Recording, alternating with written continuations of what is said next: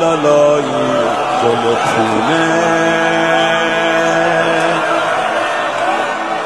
قناریت بی آب و گونه خدا خودش روزی رسونه لالا لالا مادر تو بدون شیره این لب یا این که کبیره گلم گریه نکن صدات میگیره لالا گفتم بگن به سقا دیگه داره میشه دی زودتر بیا وگرنه بچم میافته از شیر گفتم بگم به بابا فکری برام آتش کن مادر رو دست من کرد به هوش بیا و قش کن لالا آخه نشون نده انقدر گلوتو واکن دو دست کوچولوتو دعا بکن یکم عموتو لالا لالا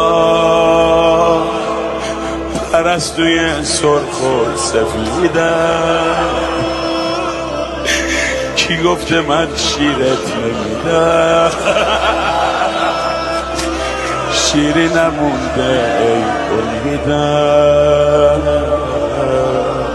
لالا تا که عمو تو داری نیاد که ناامید شی عموت میاره آبو نمیذاره شهید شی با گریه هات عزیزم دل منو نسوزون از تشنگی زبونو دور لبه مادر هر مله میخنده عزیزم دل منو کنده عزیزم سرت به مو بنده عزیزم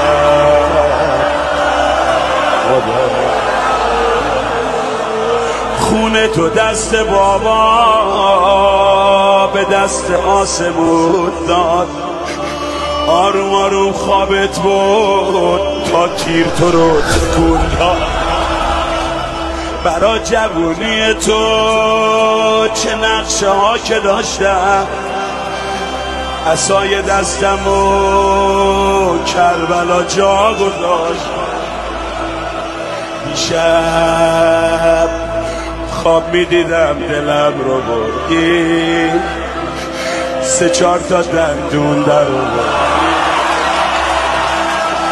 از دست من غذا میخوردی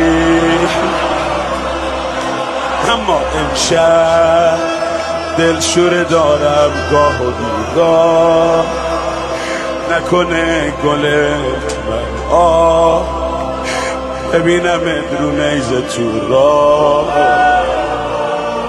علی